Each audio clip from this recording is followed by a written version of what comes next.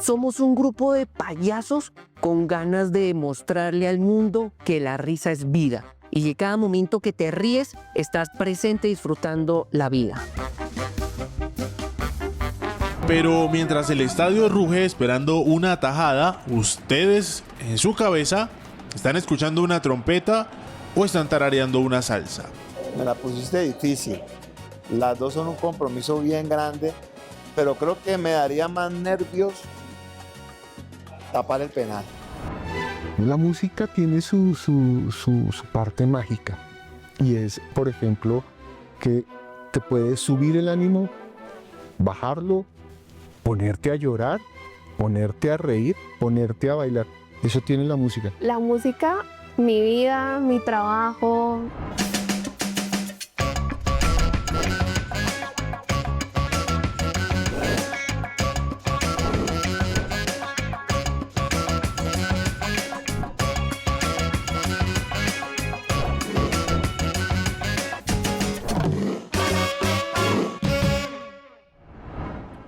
Hola, ¿qué tal? Bienvenidos a este viaje hacia lo extraordinario. Hay quienes enfrentan el dolor haciendo reír. ¿Qué pasa en nuestro organismo, en nuestro cerebro, cuando estamos tirados en una cama enfermos y de repente reímos? ¿Qué pasa también cuando de jóvenes abandonamos un sueño y decidimos ya mayores hacerlo realidad? Conversaciones que vale la pena plantearse porque ¿quién no lo ha vivido? Yo soy Ángela Collazos y esto es Extraordinario porque aquí lo que nos une son las historias pero contadas de otra manera. En los hospitales el dolor suele hablar más fuerte que las palabras, pero hay quienes se atreven a interrumpirlo. Hoy hablamos de la risa como herramienta para acompañar, para humanizar, para sanar. La doctora Clown y su equipo se han especializado desde hace 30 años en esta técnica, que según estudios especializados genera sustancias en nuestro cerebro que alivian el dolor. Ellos nos comparten cómo la risa puede ayudarte a sanar. Además, nacer con un apellido famoso puede ser una bendición o una condena. Alberto Sape creció con los guantes puestos y una expectativa sobre sus espaldas. Sus pasiones eran el fútbol y la música. En el primero, llegó a estar al lado de las grandes leyendas de los 90 en el fútbol profesional. Pero por dentro llevaba la música, su otra pasión en silencio. Luego de atajar goles, de vivir una época de gloria en el fútbol colombiano, también la sombra de la violencia y una caída que lo obligó a empezar desde cero, hoy nos habla de lo difícil de llevar su apellido y cómo en esa caída encontró su verdadera voz, la caída y resurrección de un Sape. Y también en el Tolima un campesino componía bambucos sin imaginar que su música no terminaría en el campo, sino en los escenarios más importantes del país. Décadas después, su bisnieto Erwin Rubio es cornista de la Orquesta Sinfónica Nacional de Colombia, de la cual su hermana también es violinista. Hoy les contamos la historia de una familia que lleva la música en la sangre y que ha sido testigo de primera mano de los 90 años de la Sinfónica.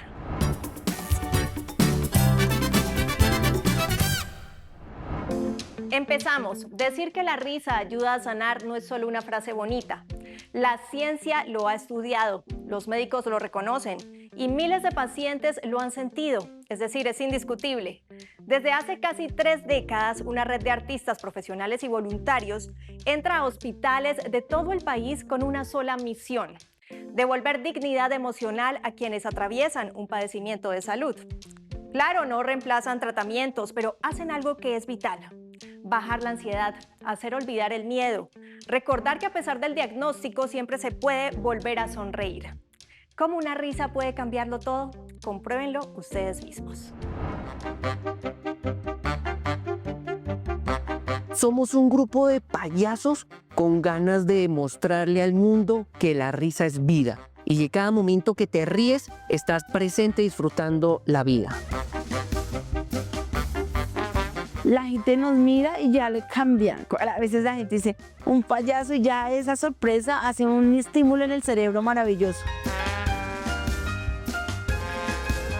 Hay estudios bastante importantes donde nos muestran que la música, que este tipo de terapias alternativas ayudan mucho en los neurotransmisores del cerebro. Los mismos pacientes dicen, se me olvidó el dolor, se me olvidó que estaba acá por un momento. Decir que la felicidad es el mejor remedio no es solo una frase bonita, Múltiples estudios en neurociencia y salud mental, realizados por varias universidades, entre ellas una de las más prestigiosas del mundo como Harvard, lo respaldan. Este fue el punto de partida para que la doctora Clown, solo con sus conocimientos y una nariz roja, empezara un proyecto que casi 30 años después ha impactado a más de 730,000 personas. Porque sí, hay risas que sanan.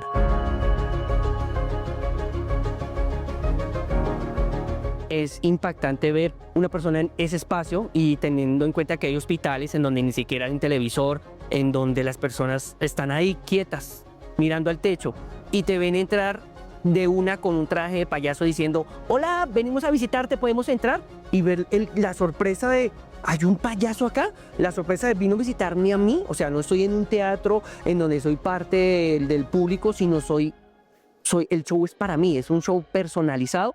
Creo que esa cara de sorpresa, que esto es para mí y todo el número que hacemos es para esa persona, creo que esa cara de alegría, hagamos lo que hagamos, se siente que es para él, para ella, eso es magnífico. El payaso es un estimulante, es una persona que transforma, estimula la risa, estimula el cambio, es un transformador social. Cuando vamos pasando por los hospitales, por los pabellones, por los pasillos, la gente nos mira y ya se ríen. Y cuando se ríen, pasan cosas increíbles en el cuerpo. Entonces, se humaniza el servicio, pero además potenciamos el clima laboral en el hospital. La risa no tiene edad, ni diagnóstico, ni fronteras. Es por eso que llegan a hospitales, colegios, comunidades vulnerables y cualquier lugar que necesite una sonrisa. Porque en algunos casos, la salud emocional es tan urgente como la física. Yo decía, bueno, vamos a hacer cosas para niños. Cuando me dijeron: no, vamos a entrar en una habitación de los adultos. Y yo: no, pero yo vengo preparado, tengo números, ejercicios para niños. ¿Cómo así que adultos también de payasos? Y me dicen: es que trabajamos con niños hasta los 120 años. Después de los 120 años ya son adolescentes y no les gustan los payasos. Y yo: ¿de verdad? Entonces, esa primera habitación que yo entré y eran adultos, entré como con cierta prevención porque no, la gente no le gustan los payasos, son para niños. Y ver cómo las personas están en una habitación, te reciben como: viniste a visitarme, desde ahí ya están felices. Y viniste a hacerme reír. ¿Quieres ayudarme como en ese fortalecimiento de mi área emocional? Inicialmente hago esta labor porque me hace demasiado feliz. También me hace feliz ver la reacción de los pacientes y las personas con las que interactuamos. De verdad también tenemos un cambio a nivel emocional, salimos de pronto de nuestro estrés laboral y realmente es un ambiente totalmente diferente. Un payaso podría ir a su lado en el bus, cruzarse con usted en la calle o sentarse en la mesa del lado en un restaurante sin que lo sepa. La transformación es total. No ocurre solo en el rostro, también sucede por dentro. Desde que uno empieza a ponerse el vestuario, empieza como a sentir esas ganas de jugar. Es volver a conectarse con ese niño que quiere jugar. Actuar es un juego con disciplina. Este trabajo requiere mucha improvisación en escena, pero no tras bambalinas. Cada doctor clown pasa por formación, técnicas, arte escénico, comunicación no verbal, sensibilidad emocional. Todo para estar a la altura de cada corazón que se acerca. Antes de cada visita, hay todo un ritual de calentamiento. 1, 2, 3, 4, 5, 6, 7, 8. 1, 2, 3, 4, 5, 6, 7, 8. 1, 2, 3, 4. 1, 1, 1, 1. Es súper importante entrar como en la energía, que todos los clowns venimos de nuestra casa, del trancón, de cosas que pasaron antes de salir de la casa, que dicen los niños para el colegio, que termine de hacer el almuerzo, que el desayuno, muchas actividades, y llegamos a un espacio en donde eso queda atrás. Literalmente, llegamos al Hospital San José Infantil en carro de payasos. El traje y la nariz te da como un permiso y la gente también se abre, ¿no? Pero cuando uno de civil te echa un chiste, la gente queda como... Claro. Es muy loco porque en Bogotá, yo siento que Colombia es un país que ríe demasiado, pero a veces no estamos como tan pendientes de que hay alguien divertido ahí. Señor chofer, por la próxima a la derecha. Cuando nosotros tenemos el clown, molestamos a todo el mundo, no solo al del hospital, sino a todo el mundo. Y una vez saliendo del hospital Simón Bolívar, habían unas señoras ahí sentadas y yo no me acuerdo nosotros qué le dijimos y las señoras se quedaron mirándonos como mal, como serias, como ¿y estos qué es lo que nos dicen? Y cuando nosotros caímos en cuenta era que ya nos habíamos quitado el clown, entonces ya estábamos de civil y nosotros de civil, claro, molestando a las señoras, pues las señoras como que ¿y esto qué le pasa? Y después caímos en cuenta y dijimos ay, es que ya no estamos de payasitos.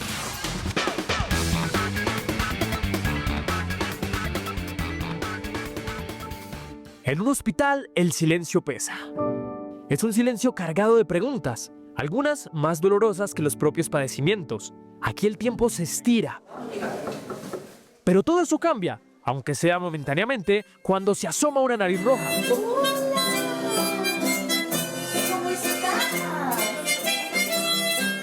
La gente nos mira y ya le cambia. A veces la gente dice, un payaso, y ya esa sorpresa hace un estímulo en el cerebro maravilloso. Entonces, por donde va pasando un doctor clown, hay más oxigenación, hay más humanización hospitalaria y más felicidad. Y la felicidad siempre empieza de adentro para afuera. Yo digo que es como las gafas, que los que usamos gafas siempre las estamos buscando y a veces las tenemos aquí adentro, puestas en algún lado de nuestro cuerpo. Una vez recuerdo en una clínica, en una UCI, un señor que decía, yo tengo mucho dinero, yo podría hacer lo que quiera, comprarme lo que quisiera, pero en este momento lo único que quisiera sería salir y caminar por ese parque que hay al frente, pero por mi condición médica no puedo. A veces un niño es feliz solo con una pelota, un niño puede ser feliz solo con una sonrisa, con una visita de un payaso, y a veces nosotros, ay no, es que tengo carro, pero quiero una camioneta, y ahora tengo casa, pero no sé, quisiera otra. Ay no, pero ¿dónde está la felicidad? Y a veces podemos ver que la felicidad está en cosas pequeñas, en disfrutar lo que nos rodea. Estuviste en un hospital haciendo algo que al inicio decías, Dios santo, ¿yo a qué me metí? No, yo estaba sano, como decimos nosotros. Yo creí que iba a solamente saludarlos, pero lo que me va a volver en un payaso. Pero la paso bien, de verdad, me da mucha felicidad ver que pues, me la pasé con ustedes, me reí mucho. ¿Qué fue lo más lindo que encontraste en el hospital? Es que me reí más yo que todos. Bueno, los niños realmente. Los niños espectaculares.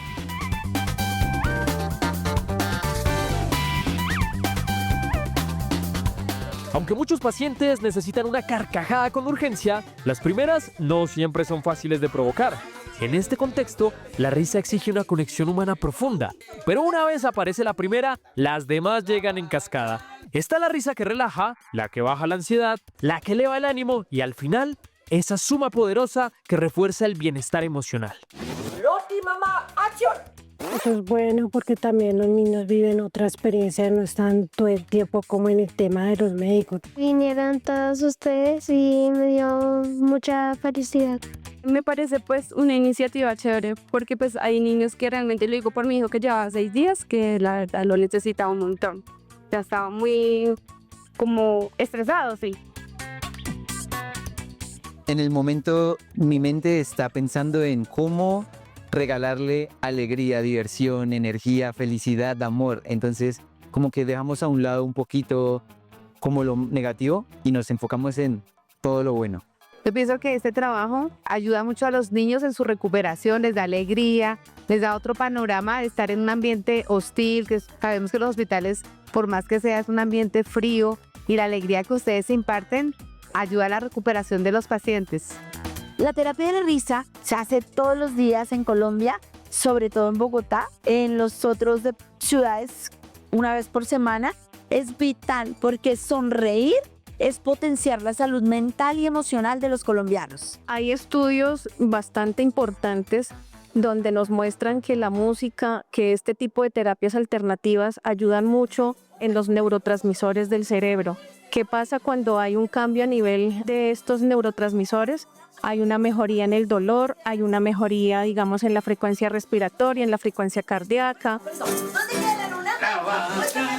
Pues digamos que estos días han sido difíciles por el tema del encierro, porque ella tal vez pues se siente agobiada, de pronto pues se la pasa saltando aquí y allá, pero no es como la alegría de ella, ¿cierto? Pero y ahorita que ustedes vinieron pues le sacaron una sonrisa, yo creo que está por llorar y todo. A mí también se me aguan los ojos, entonces es muy bonita la labor que están haciendo con cada uno. Gracias a ellos es que el mundo es algo tan bello. Siempre me ha gustado ver todo con una sonrisa y que haya gente así que nunca se cansan de sonreír. Es algo muy maravilloso, muy bonito, ¿verdad? Muchas gracias por venir, muertos. Muchos casos, especialmente un niño que tuvimos en la UCI, y realmente a nivel, digamos, de toda la parte hemodinámica del niño, se vio un cambio muy significativo en los signos vitales. Entonces, realmente son terapias que ayudan muchísimo. De pronto una vez, un señor, era un señor no tan adulto mayor, pero era un señor mayor, y estaba como así, como haciéndome la cara. Entonces yo de pronto lo vi y dije, uy, no, yo mejor que lo atienda a otros payasos. Y los otros payasos eran más bien como más nuevos. Entonces me dijeron como no, mejor vaya usted, y se fueron todos. Entonces me quedé yo solo con el señor y yo, ay señor, buenas, ¿qué más? ¿Cómo le? Ay, ya me trajeron el refrigerio, aquí lo atienden a uno súper bien. Ya le recibo, su merced, es que estamos acá en una grabación, pero ya, guárdeme que le dañe el mío de verduras. Y le dije al señor, ayúdame a crear la historia de Caperucita Roja de una manera original. Es que es para llevar de los niños y yo ya me la sé y los niños ya se la saben, toca hacer algo distinto. Y el señor que tenía una cara así, no, pues a ver, haga de cuenta que el lobo, no sé, se enamora de la abuelita. Y yo, listo, sí señor. Y póngale, y fue ayudándome, el señor creía que me estaba ayudando a crear una historia, pero empezó a trabajar la imaginación, a recordar cuando era niño, y cuando terminamos yo tenía una nueva historia y el señor tenía una nueva cara. Estaba más tranquilo y más feliz. En el mundo artístico hay todo tipo de máscaras. La más pequeña, la nariz del clown, pero tal vez la que mayor transformación social ha traído. Su tamaño no es al azar, pues permite ver cada facción y cada emoción del payaso. Desde que empiezas a usar la nariz, todo lo que dices, todo lo que haces, pero sobre todo lo que piensas, debe estar en la mayoría del tiempo en positivo, en alta vibración, que cuando tú te estés pensándote y te estés hablando, te lo estés haciendo de una manera constructiva, de una manera bonita, que trascienda, que la persona que está ahí escuchándote en una cama, que ni siquiera ha pagado para verte, que no te estaba esperando, quede más feliz, más reconfortado, ilusionado, con esperanza. Y creo que en el momento en que te pones la nariz, que es esta máscara pequeña, te la pones, sientes ese olor a caucho, a juego, a pelota, a juguete, y ya quieres entrar como a jugar, ya sientes automáticamente, digamos lo que es un ritual mágico, porque al sentir la nariz, ya abres los ojos y buscas las ganas de jugar y sientes otra energía. La labor de esta fundación no ha pasado desapercibida. Ha recibido múltiples premios nacionales e internacionales que reconocen su trabajo social. Sin embargo, aunque los trofeos están a la vista, no es eso lo primero que muestran. Antes que cualquier galardón, el mayor reconocimiento se lo han dado ellos mismos. Cuando tú te sientes realizado con lo que haces, cuando pasa el tiempo y no te das cuenta que llevas 5 o 6 horas con la nariz puesta, ahí está tu misión, ahí está tu realización personal. Y qué lindo cuando pones eso al servicio de los demás. En un país como este, tan congestionado por la violencia, donde se necesitan más risas y menos llanto, pensé que era ideal ponerlo al servicio. Cuando estoy lavando la loza, estoy siempre así, con la mueca de la risa, porque genera un estímulo eléctrico que va al cerebro y eso potencia 16 neurotransmisores. Si tú te ríes de una sonrisa orgánica o fingida, es maravilloso, el cerebro no se da cuenta y empieza la segregación de todas esas sustancias que hace que el plato quede mejor lavado. El Dr. Adams, el mismo que fue homenajeado en Hollywood y personificado en el cine por Robin Williams, fue quien sembró la semilla. A partir de esa idea que muchos consideraron una locura, han tenido que hacer malabares, no solo sobre el escenario, sino también con las cuentas, porque las visitas a centros médicos se realizan sin ningún ánimo de lucro. Si botamos la toalla, que sea en la playa, para que entre juntos, agarrados de la mano y también en oración, logramos llegar cada vez. Nuestro impacto es grandísimo, es un promedio de 50 a 55 mil pacientes al año en varias ciudades. Entonces cada vez necesitamos más colombianos que se conecten con querer donar su amor y su tiempo. Dicen que las revoluciones cambian países, pero hay revoluciones pequeñas que cambian instantes. Una nariz roja entrando a una sala blanca, un juego donde antes solo había preocupación. Eso también es revolución, porque reír en medio de la adversidad no es ingenuidad, es valentía. Colombia es un país tan rico que lleva desangrado económicamente décadas y aún así el colombiano sonríe, aún así es resiliente, porque realmente estas personas que no son colombianos chéveres son pocas, y el colombiano de cualquier clase social que hace bien su labor, somos más que esos poquitos que cada vez hacen que el país esté más fracturado. No, que seamos superhéroes, que todos seamos superhéroes cuando decidimos decir cosas bonitas a los demás y tragarnos las cosas feas que a nadie le sirve que se las diga. Hay medicinas que no vienen en frascos, ni se aplican con jeringa, y eso está demostrado. Vienen en forma de arte, de presencia, de corazón dispuesto, y se quedan, incluso mucho después de que el payaso se ha ido. Y sí, hay risas que sanan.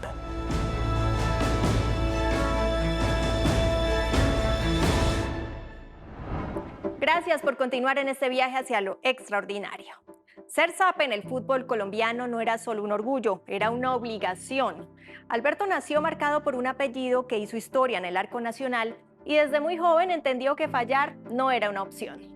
Jugó en la élite y vivió los años más duros del fútbol de los 90. Luego llegó una lesión, su salida y el peso de un legado que lo empujaron fuera del país. ¿Cómo llegó Alberto Zappe tantos años después a decidir por sí mismo que su vida no era atrapar balones, sino dedicarse a cantar? Aquí lo tienen.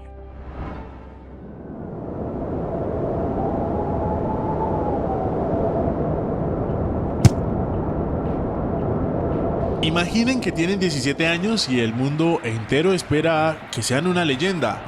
Tienen el apellido Zappe bordado en los guantes y el arco del equipo más grande de Colombia bajo su custodia. Si lo mete, gana Colombia la Copa Libertadores. Tira, gol.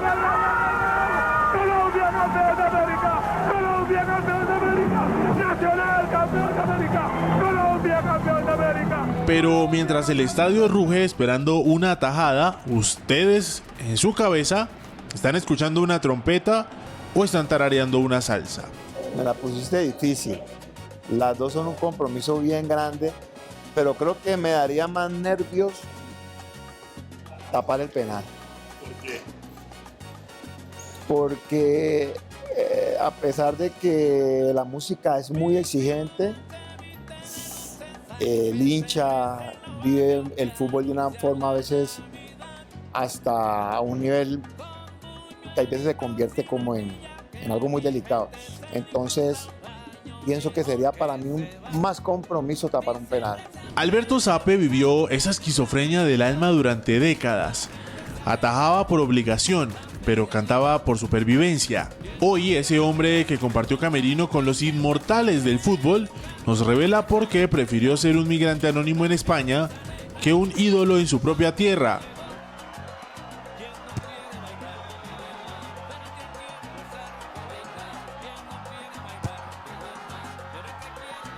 ¿Qué pesa más? ¿Un penal en la final de la Libertadores o la mirada de un padre que no acepta que su hijo sea músico? Vamos a desenterrar el dilema que atravesó Alberto Zappe.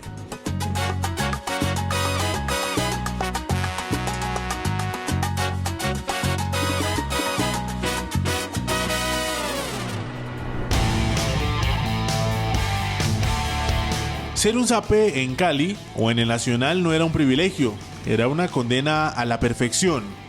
Alberto creció viendo a su tío Pedro Antonio Zappe ser el dueño absoluto del arco colombiano. Este ídolo del balompié duró más de 2 décadas en el fútbol profesional colombiano. Fue Selección Colombia, donde jugó más de 50 encuentros entre eliminatorias mundialistas y la recordada Copa América en 1975. Por lo tanto, para Alberto, los guantes no eran un regalo, eran un mandato familiar. Siempre la tuve, fue una responsabilidad grande, era un compromiso súper tenaz, porque da la casualidad que cuando él se retira es que yo empiezo a aparecer en el ámbito profesional y siempre fue un reto, claro. Bueno, en el fútbol profesional hice casi todas las categorías inferiores, tuve la oportunidad de estar casi profesionalmente, casi 12 años en varios equipos. Y creo que fue la etapa más linda de mi vida.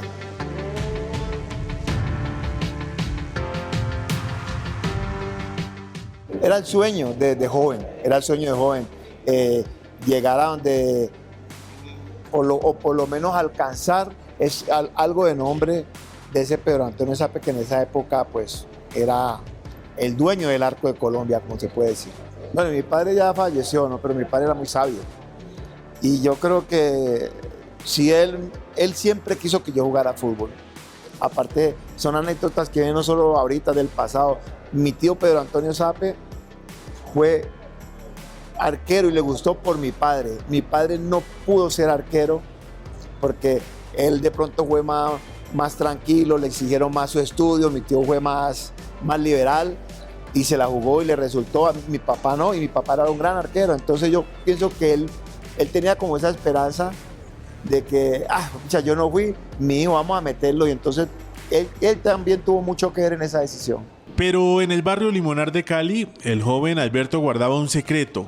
Mientras su padre soñaba con verlo volar de palo a palo, él ensayaba en la clandestinidad con una orquesta de barrio que no tenía ni nombre, pero que tenía todo el sabor del mundo. Ensayábamos como si fuéramos profesionales y nadie nos contrataba. Y resulta que se acercaba a la Feria de Cali y Piper Pimienta tuvo un problema con sus músicos. Entonces le dijeron, mira, hay una orquesta que está por allá en el barrio Limonar de Cali, que ensayan, ve y los escuchas. Nosotros ensayamos tanto y estamos tan sincronizados que cuando el maestro Piper dice, voy con ellos para la Feria de Cali, ninguno de nosotros se creía eso. El destino le puso un cheque en blanco, la Feria de Cali con el maestro Piper Pimienta, pero el apellido pesó más que el deseo. Mi padre me puso entre la espada y la pared, me dijo, o usted juega fútbol o se dedica a la música, pero usted no puede mantener esas dos profesiones, o sea, no son afín. Y pues, como te digo, en ese entonces, ¿quién no quería ser Pedro Sape? Entonces se me dio la cosita de no, vámonos por el fútbol y bueno, terminé en el fútbol.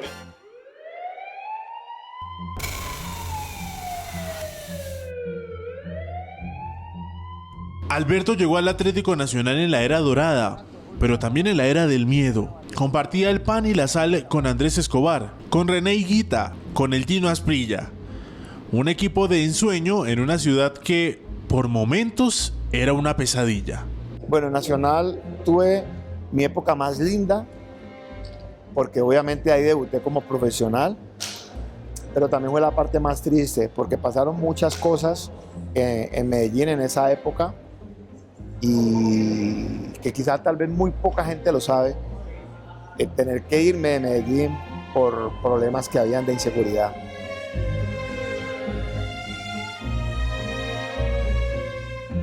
Tal vez tiene que ver con la época de narcotráfico, de Pablo Escobar. Y ¿conociste a Andrés Escobar, Juan? Claro, tuve la oportunidad de compartir con él, camerino, una persona muy noble, muy graciosa y la que todavía nos acordamos a pesar de que han pasado muchos años. Yo creo que esa huella de Andrés Escobar nunca se va a borrar.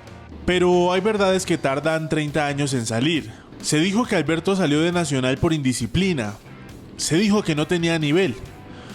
Hoy, con el recelo de quien aún siente el frío de esa época, Alberto habla de ese manchoncito que le cortó las alas. No, la verdad, yo nunca hablé de ese tema. Yo cuando salí de Nacional, nunca se supo si fue por indisciplina, si fue por bajo rendimiento, si fue porque Nacional no hizo uso de mis derechos deportivos, pero lo que sí te puedo contar es que yo ya pertenecía a Atlético Nacional y por cosas que nunca quise recordar y las dejé en el pasado, esa es como el manchoncito ese que me quedó de no haber sido, digamos, grande en un equipo que en ese entonces era grande. Estaba René Higuita, Andrés Escobar, Faustino Asprilla, el Chonto Herrera, Leonel Álvarez, o sea, una nómina que a mí nunca se me va a olvidar.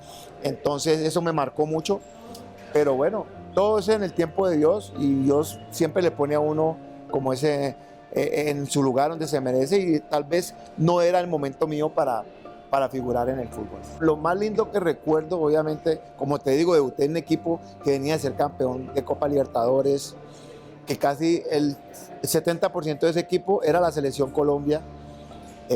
A mí Diego Barragán, que era el entrenador, el preparador físico en ese entonces de Nacional, me invita a Medellín a que haga unas pruebas, y yo pues todo me imaginé, yo pensé que empezaba a hacer las pruebas con la segunda división o algo, y el primer día que llego me pueden hacer fútbol con todas esas personas que te estoy nombrando, y para mí fue algo súper especial que nunca lo voy a olvidar. Pero el fútbol, como el tiempo, no perdona.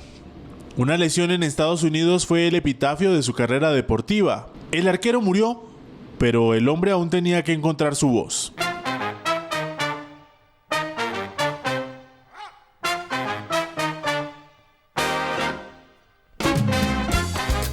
Alberto no se fue a España a cantar, se fue a estudiar, a seguir atado al fútbol como entrenador de arqueros, pero el destino tiene un sentido del humor retorcido. En Madrid, el apellido Sape no significaba nada. Alberto pasó de ser el sobrino de una leyenda a ser inmigrante que moja sus manos no para tapar balones, sino para lavar la suciedad de carros ajenos. Esa canción, Malas Lenguas, es mi vida. O sea, prácticamente en esa canción plasmo la vida mía y la de muchos migrantes. O sea, cuento mi historia desde que soy un jugador de fútbol, me toca viajar a otro país, hacer cosas que yo nunca me imaginé. O sea, lo mío era el fútbol y allá me tocó hacer cualquier cantidad de cosas para sobrevivir, ¿sí me entiende? Trabajar en un supermercado, claro, porque yo fui a hacer un curso y esos cursos son muy costosos. Todavía me tocó hacer, estuve en un car wash también lavando carros. Imaginen la escena. Las mismas manos que detuvieron remates de los mejores delanteros del continente ahora sostienen una esponja por unos cuantos euros. En ese silencio del lavadero de autos, entre el vapor y el jabón, nació ZP o ZAPE, justo a puertas de la pandemia del COVID-19.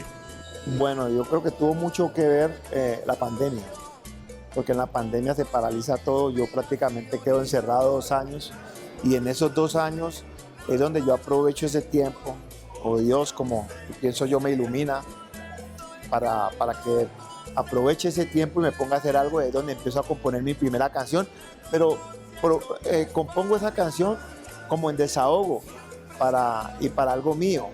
Y resulta que esa canción se empieza a hacer viral en España y yo no me había dado cuenta. Y me empiezan a llamar y empiezan a preguntar quién era esa canción. Ahí es donde empiezo yo a descubrir que en realidad pues el trabajo que yo estaba haciendo era profesional y podía seguir perfeccionándolo.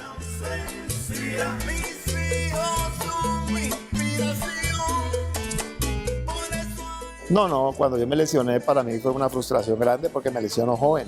Me lesiono en Estados Unidos, pero tengo que aceptar y ahí es donde viajo precisamente a especializarme a España, pero precisamente en la misma tónica, en el fútbol, preparar como entrenador de arqueros, formación.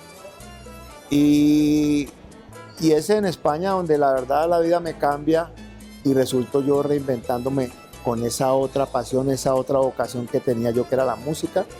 Y bueno, mira, 3 años ya trabajando duro, ya llevamos 8 producciones en plataformas digitales. 30 años después, Alberto ZAPE ha dejado de pedir permiso para ser feliz.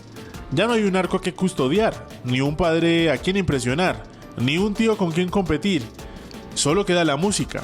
Hoy ve el fútbol desde la barrera, con la paz de quien sabe que cada gol que le marcaron y cada carro que lavó fueron los ensayos necesarios para su verdadero concierto. No, yo creo que lo que sí he dado cuenta y hay que valorar mucho, primero el tiempo. El tiempo hay que valorar. Nosotros a veces perdemos demasiado tiempo en la vida, dudamos mucho y cuando uno tiene algún propósito en la vida, tiene que estar preparado para 1, 2, 3, 4 y las caídas que sean. Y yo creo que cada caída es lo que lo fortalece a uno. Entonces pienso que eso es lo que me ha servido como base. Y bueno, lástima que yo no pude llegar a ese nivel, pero orgullosísimo de todo lo que hice.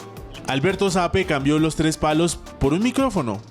Y aunque ya no vuelva para sacar balones del ángulo, su voz vuela más alto que cualquier atajada. Porque al final la vida no se trata de no dejar entrar goles. Se trata de saber qué canción vas a cantar cuando el partido se acabe.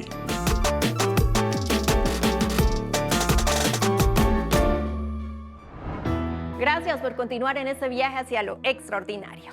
En muchas familias se heredan tierras, casas, apellidos, pero en esta familia en particular se heredan partituras.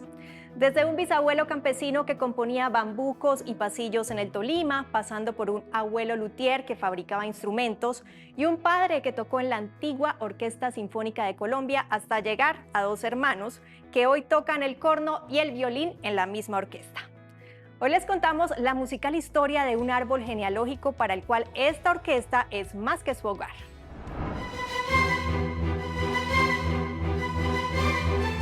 La música tiene su parte mágica y es, por ejemplo, que te puede subir el ánimo, bajarlo, ponerte a llorar, ponerte a reír, ponerte a bailar.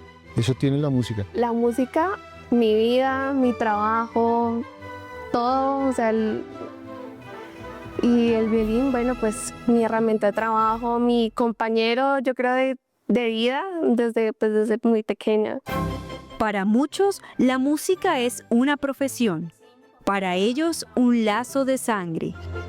Llegar a una orquesta de este nivel no es cuestión de suerte. Son años de disciplina y una exigencia implacable.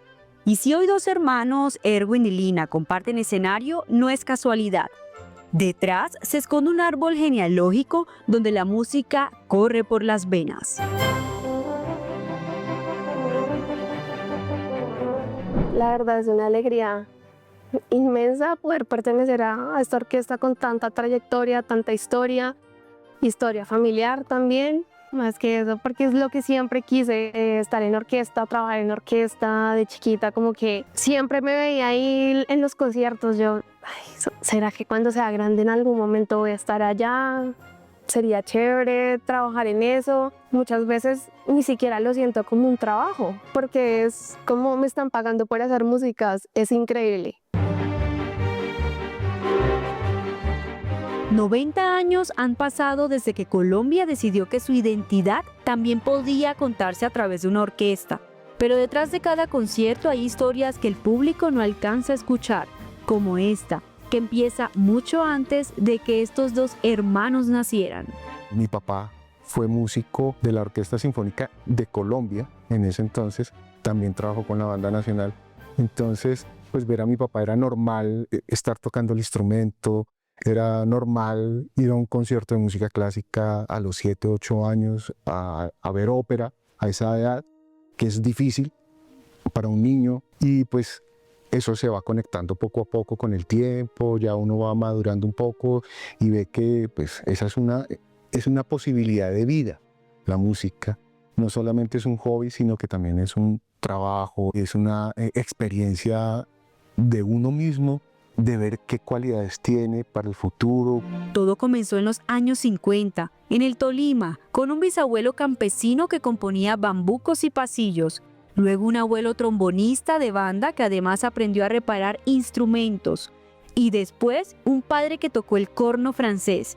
Una familia musical que ha transmitido su legado de generación en generación. Mi abuelo en trabajo fue como más en bandas. Mi familia por parte de papá es de Ibagué, del Tolima. Y pues bueno, la tradición musical de allá no se queda atrás. Y bisabuelo, mi abuelo, tocaba trombón. Y ya mi papá, y bueno, algunos tíos, algunos primos también. ¿Y qué instrumento tocaba tu papá? Corno francés, el mismo que toca mi hermano mayor, Erwin. Y mi hermano de la filarmónica, él toca trombón. Y bueno, yo soy la única violinista. Mi bisabuelo era músico empírico, tocaba guitarra, hacía sus cositas, componía sus canciones y todo eso. Y mi abuelo empezó a tener como un poco más el enfoque hacia la música. Y mi abuelito era trombonista de la banda departamental del Tolima. Al mismo tiempo que estaba tocando el trombón y esas cosas, empezó a ser luthier, o sea, arreglar instrumentos. Y eso fue, pues, mis tíos aprendieron a arreglar instrumentos, mi papá, y fuera de eso también músicos. En su hogar, la música no era algo extraordinario, era el sonido cotidiano de la infancia. Yo siento que fue como un gusto adquirido, porque pues mi papá con que siempre, no, que la niña que toque violín, que toque violín. Y de chiquita, como de 2 años más o menos, me compré un violín. Pero no era como para que estuviera en clase, sino como un juego. Entonces yo hacía la que tenía conciertos y en la casa, pero yo no sabía absolutamente nada. Ya fue a los 8 años más o menos que fue como, bueno, yo quiero ahora sí ya de verdad como aprender a tocar y bueno, así comencé con clases particulares y después ya ingresé al básico, al Conservatorio de Música de la Universidad Nacional en las tardes. Entonces estudiaba en la mañana y a las 3 de una al conservatorio. Es un orgullo que tenemos nosotros, los rubios, porque así en una época nos denominaban los rubios, nos llamaban los rubios porque éramos un músico en un lado, otro músico en el otro y así. Y hoy en día somos como más o menos unos 5 o 6 músicos. Algunos, por ejemplo, tengo un primo que está en la banda de la Fuerza Aérea.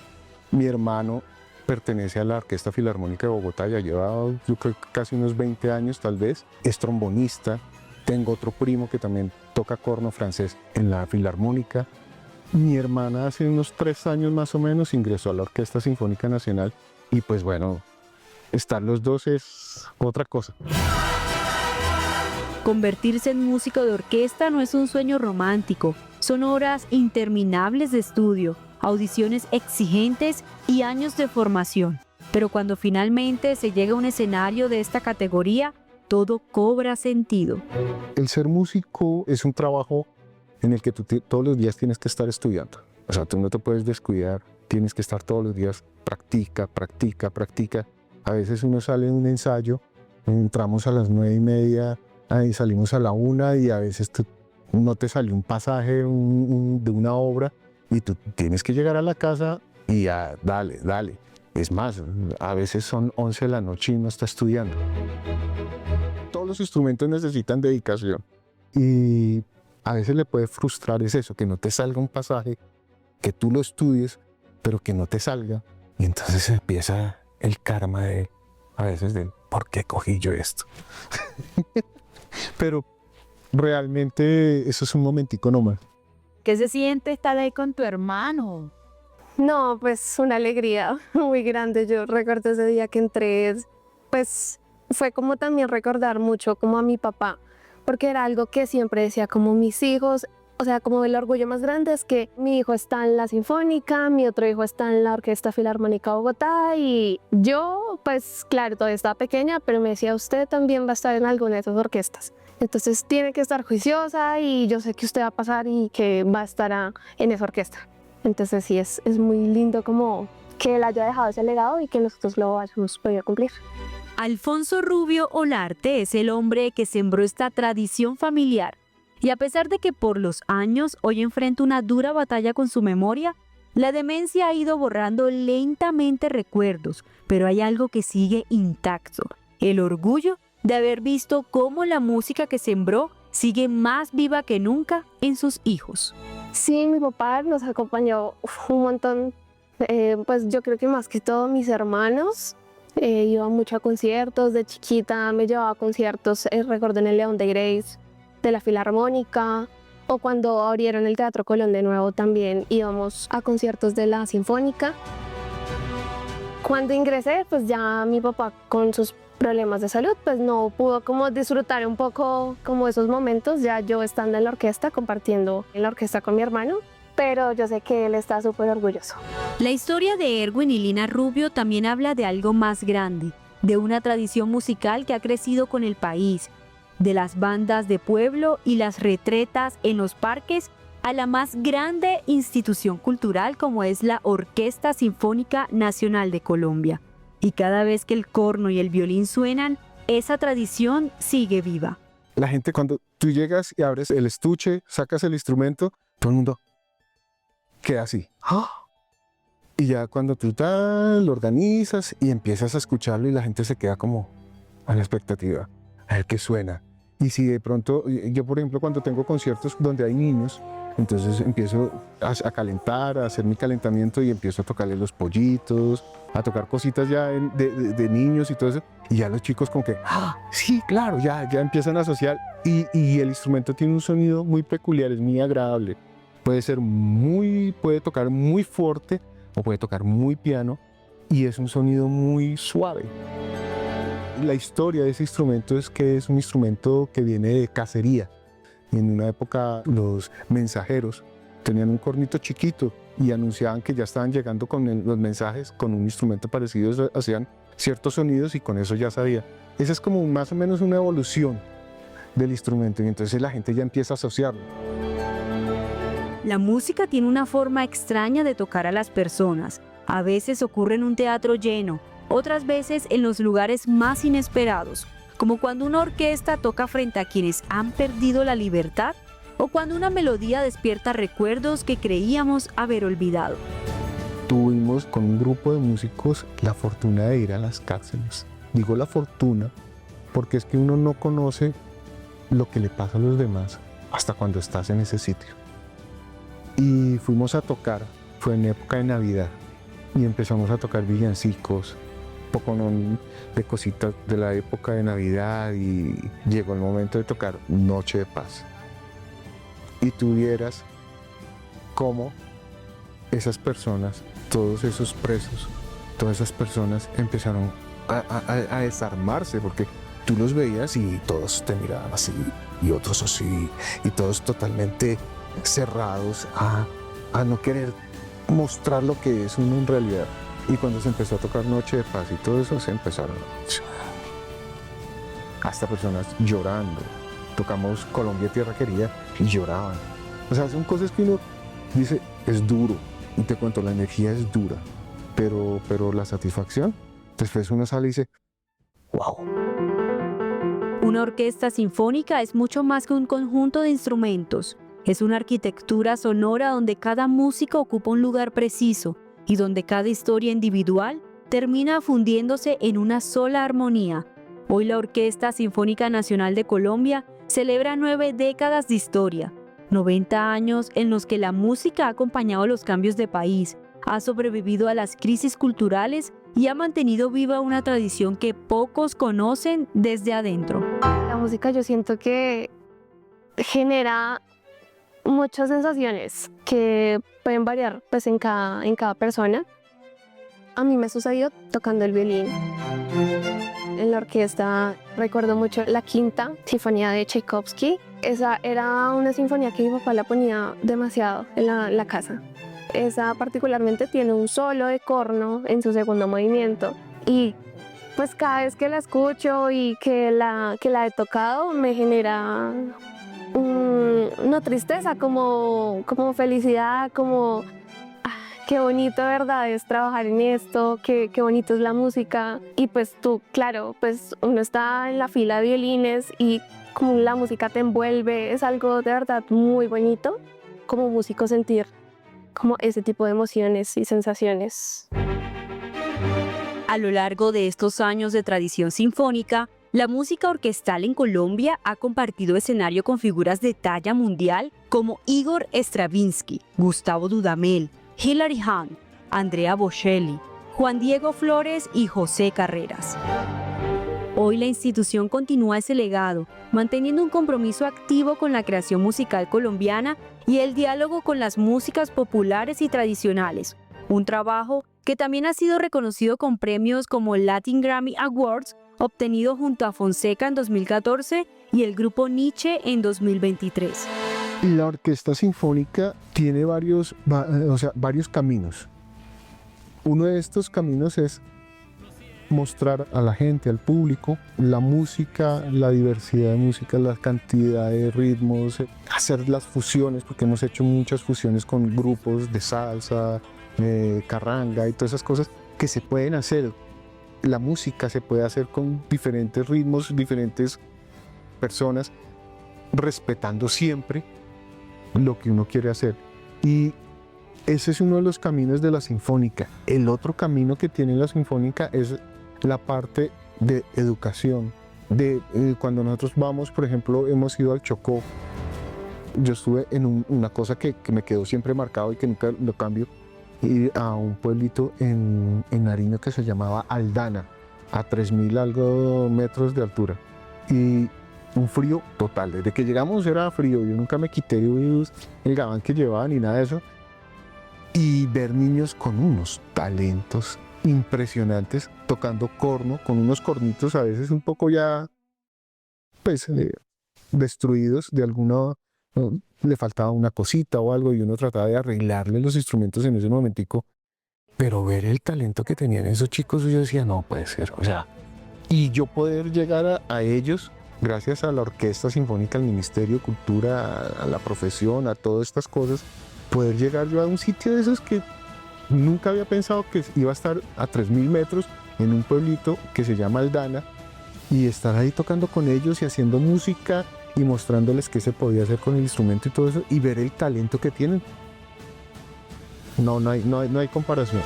Tal vez ese sea el verdadero sentido de una orquesta. No solo interpretar grandes obras, sino llevar la música hasta lugares donde alguien la escucha por primera vez. Allí, en un salón de clase, en un pueblo de montaña o en las manos de un niño curioso, puede comenzar una nueva historia, así como la de Erwin y Lina Rubio, una familia que ha hecho de la música su herencia y su camino. Y mientras la Orquesta Sinfónica Nacional de Colombia siga sonando, ese legado seguirá viajando por el país, nota a nota y generación tras generación. Colombia celebra los 90 años de su orquesta sinfónica, en la que es familia que la música puede definir el pasado, el presente y el futuro. Y con esta historia terminamos nuestro viaje hacia lo extraordinario. Hoy vimos diversas maneras de pararse frente al dolor. Unos lo enfrentan provocando risas, otros regresando a lo que un día dejaron atrás. Todo se resume en una sola frase: decisiones valientes. Porque aquí lo que nos une son las historias, pero contadas de otra manera. Hasta pronto.